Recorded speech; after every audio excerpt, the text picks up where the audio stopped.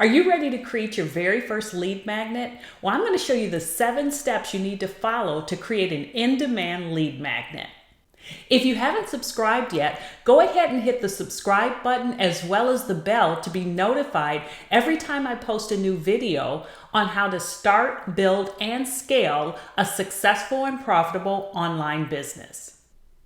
The 7 steps I'm about to share with you are the exact steps that I use whenever I create one of my lead magnets. So let's get started. Now, before we get into the actual steps, I think it makes sense to give you a little bit of background on why and how to create a lead magnet that's going to be in demand. The very first thing to know is when you're creating a lead magnet, it needs to do a couple of things. 1, appeal to a very specific audience, and number 2, it needs to solve just one problem.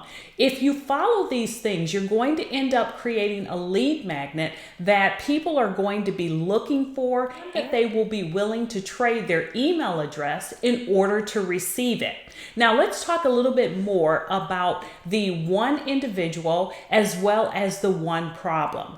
Now, that one individual that you're going to be creating this lead magnet for is an individual that we're going to refer to as your ideal customer avatar. Now, you may have heard the term ideal customer avatar, but let's talk a little bit more about who that person is and why we're creating content for them.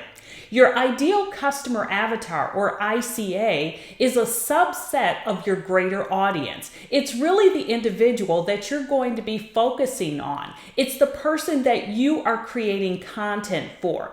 Now, here's something else you should be aware of. Your ICA is probably a previous version of yourself.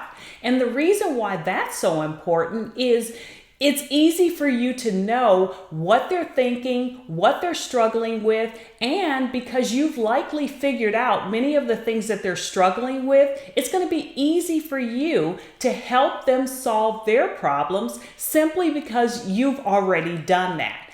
So just keep in mind, your ICA is who you're going to be focused on when you create this lead magnet. Now let's get into the actual steps.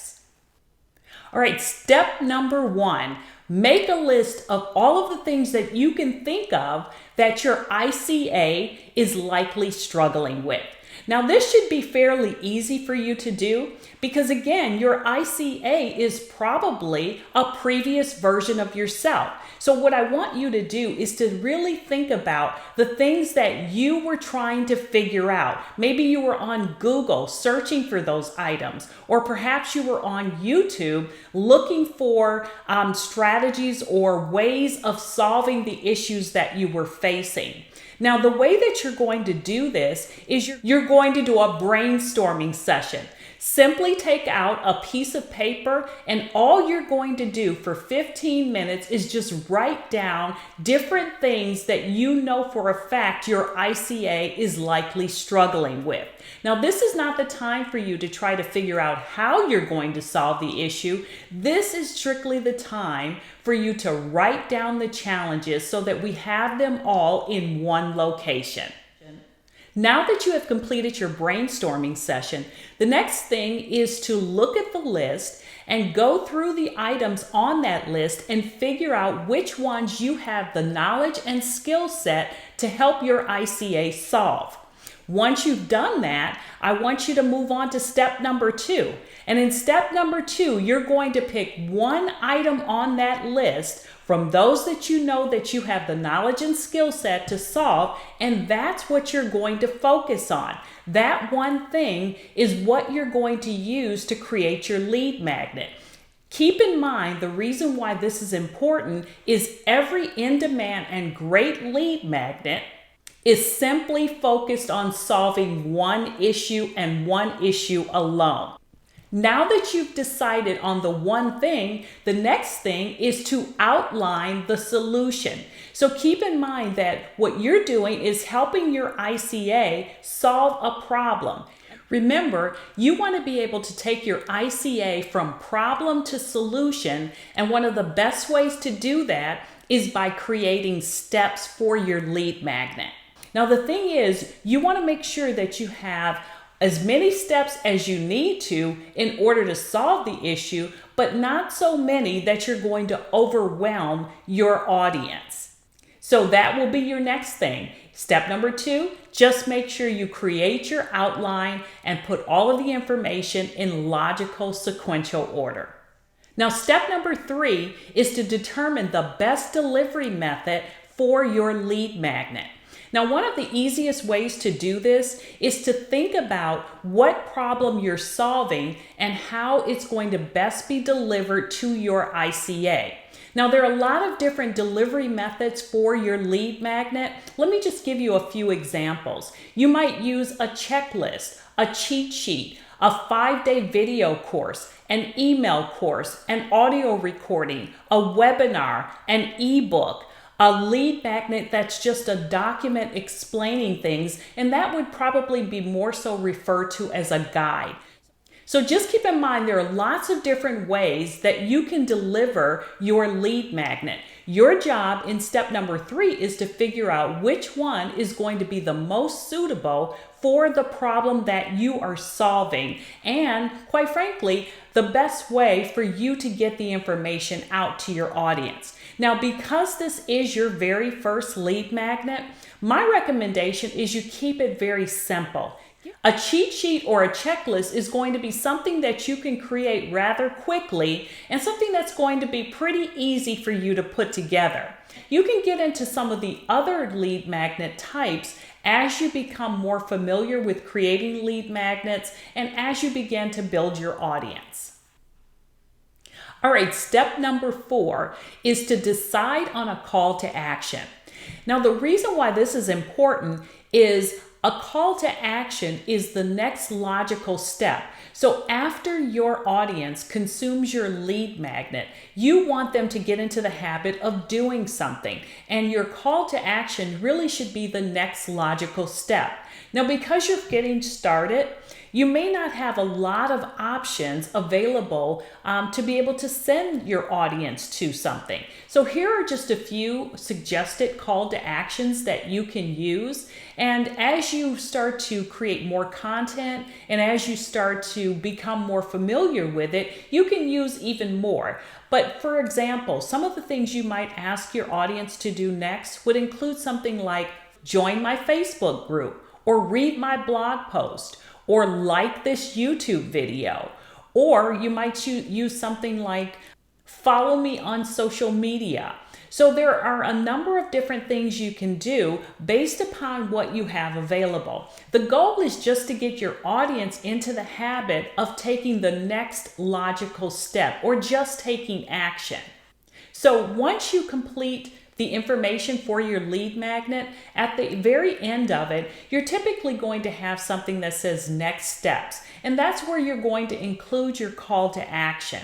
So just keep in mind, you can have a call to action that just directs them to something else so that you can continue to stay connected to them and they get an opportunity to learn a little bit more about you, which of course is going to help build the know, like, and trust factor. So make sure you have a very good call to action and you incorporate it into your lead magnet. Now, if this information is resonating with you, hit the like button. Also, I'd love to hear from you, so leave me a comment below and just let me know what type of lead magnet you're planning to create.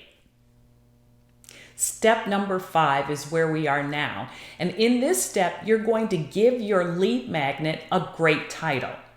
Now, what do I mean by a great title?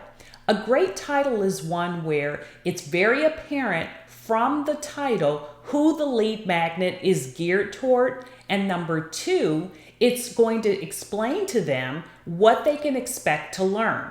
See, if you give some real thought to your title and you make sure you address those 2 things, you will attract the right audience. Specifically, you'll end up attracting your ideal customer avatar.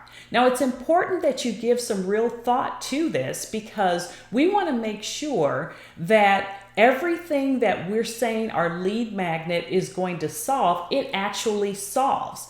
Sometimes you can throw out a title simply because it sounds catchy, but just keep in mind it must address those two elements. Number one, who it's for. Number two, what they can expect to learn. The other thing that I suggest you do is make your lead magnet title captivating, something that's intriguing. So, for example, you might say something along the lines of how to create your very first quilt in 10 easy steps. Now, for a person that is a quilter and a beginner quilter, they're definitely going to be intrigued by that because they might have thought that it took a whole lot more than that to create an actual quilt. Now, some other types of titles that you could use might be something along the lines of how to do X without doing Y, or the ultimate guide to, and whatever it is that your lead magnet is all about. Something else you might use is something along the lines of blank ways to do X. That's another title that you can use.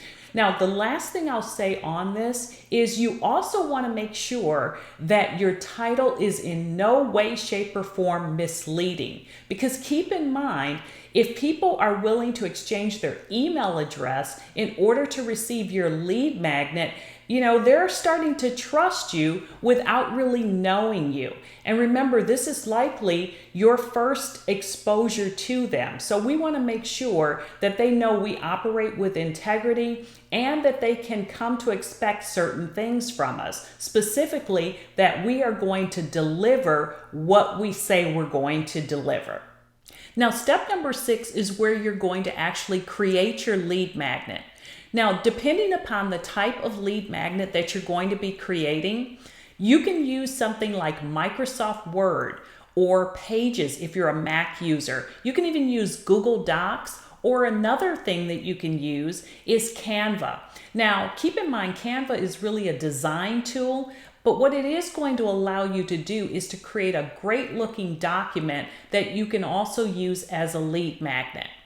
Now, the reason why I'm recommending these different types of software to use for creating your lead magnet is all of them give you the ability to save the lead magnet in a PDF format.